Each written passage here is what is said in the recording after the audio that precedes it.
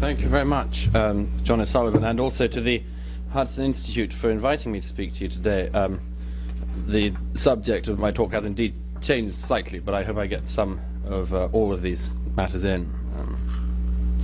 One of the things I hear more than anything else here in the United States is more of a statement than a question. With a mixture of sort of bafflement and amusement, I hear the words, "You're a European neoconservative?" I understand some of the bemusement. Many people here find it surprising that I don't object to association with a word that carries so many overtones of wickedness and dark dealings, but I do object, and would very much appreciate it if people didn't refer to me as a European. Of course, the British have never, historically or popularly, felt part of Europe, and today, as for many years, we have more in common with the average American than with the average Frenchman. The British attitude perhaps being best summed up by that famous headline around the time of the last war, when storms had raged for days in the English Channel and shipping had been prevented from coming through, and one of the British papers, entirely unironically, ran the immortal headline, "Storms in Channel, Continent Cut Off." But having raised this quibble at an early stage, and whether we are now cut off from the continent or not, I'm willing to temporarily partake in the pretense, and will talk to you today as though the fact that I come from Britain means that I come from Europe. And that objection having been registered, I can get to the substance. I was originally asked to address the question of whether a European can be a neoconservative. But the answer to that question is obviously yes, and in the wake of the unfolding of the UK terror plot, I'd like to look at that question in a slightly different way, and ask, rather, can a European, or indeed an American, afford not to be a neoconservative today? And this requires me first to sort out a definition. Irving Kristol's famous remark that neocon was a liberal who'd been mugged by reality stopped applying perfectly some time ago. The change came about not only because what Americans today call liberals are very far from being liberals, but also because the most prominent neocons today were often never liberals in the first place, or were, in many cases, in fact I'm thinking particular figures like perhaps Bill Kristol and John Podhoretz here, were born neoconservatives. And the definition I like to use relies on people firstly understanding the obvious truth that neoconservatism is not a cabal or a party, but rather a sense, an instinct, a way of looking at the world. That way of looking at the world is, in my definition, a blend of idealism and realism. We look at the world as it is, but act in the world to make it as we would like it to be. This makes our instincts different from traditional conservatives who often distrust social engineering projects or any form of alteration of a status quo they perpetually see as being in irreversible, if often quietly enjoyable, decline. And of course, it makes us different from modern-day liberals who simply don't see the world as it is. I say that neocons look at the world through an idealist's eyes, but wear heavy and powerful glasses. We're moralists with good eyesight. As such, I believe that neoconservatism is the most valuable and indeed necessary political outlook of our time. I should point out here that I'm not terribly worried about offending or alienating what you call liberals and I call socialists, people for whom, in any case, alienation like self-flagellation seems to be a pleasure as well as a principle. But before offending any conservatives any further, I would like to stress that I see old-school conservatism not as wrong in itself, but largely merely tactically wrong. As primarily an instinct and almost a non-philosophy, old-style conservatism today has, to my mind, two major flaws.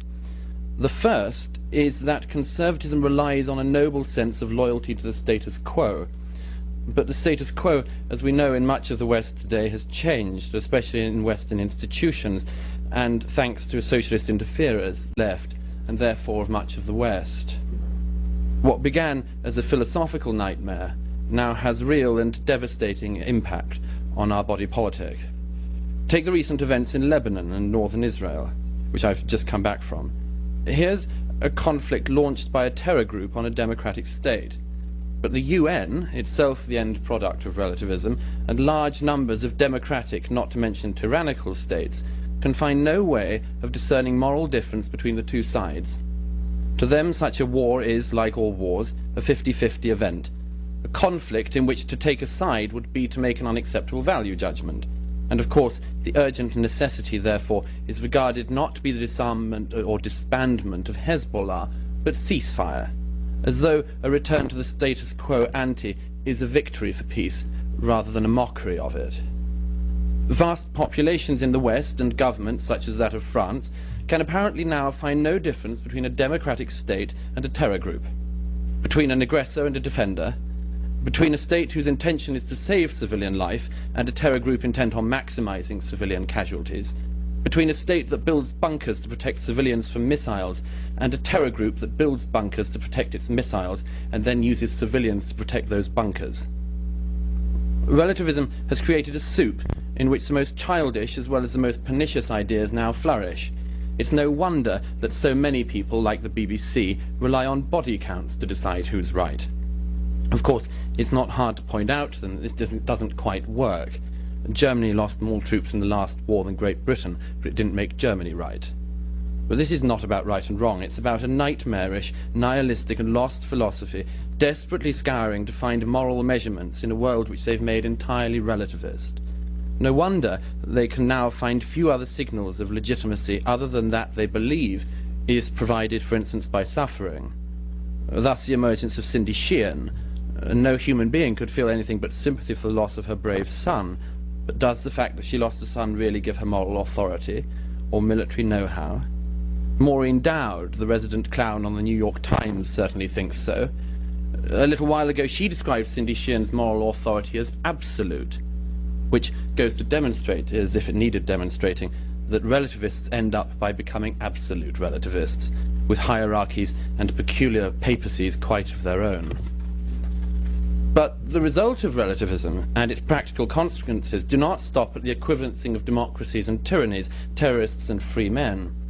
Because relativism gives equal credit to the wrong and the right, it can and does end up with a single result, which is that the wicked is unnaturally elevated and the good maligned, the malignant raised up and the right brought low. Such a philosophical problem now affects not only our foreign policy, but the very existence of the West at home.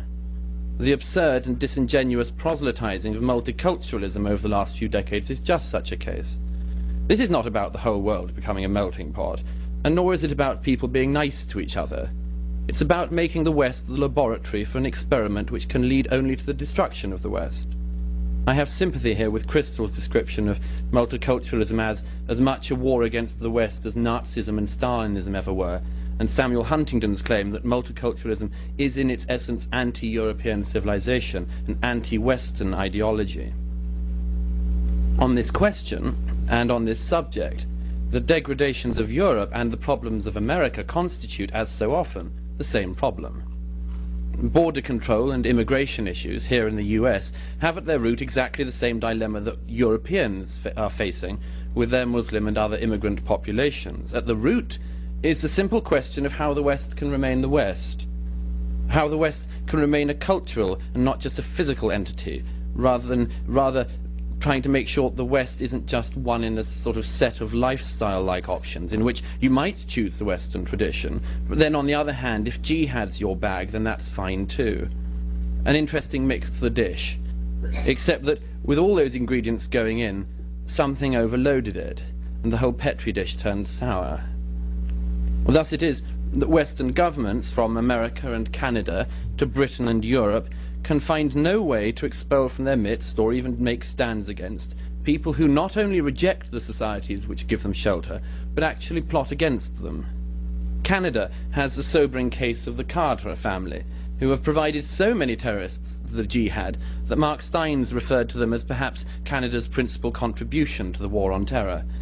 In 2004, Mrs. Cadre returned to Canada with a surviving jihadist son who required medical attention from the latest al-Qaeda shootout with Pakistani forces that he'd been involved in. And not for Mrs. Cadre the humility of the grateful applicant, but the simple statement, "I'm a Canadian and I'm not begging for my rights, I'm demanding my rights." Mrs. Cadre's ungracious demand is echoed across the West from opportunist Islamists who take from us even as they plot to destroy us. Looking for a rational reason to protect ourselves, we seem to have forgotten the most rational reason of all: survival.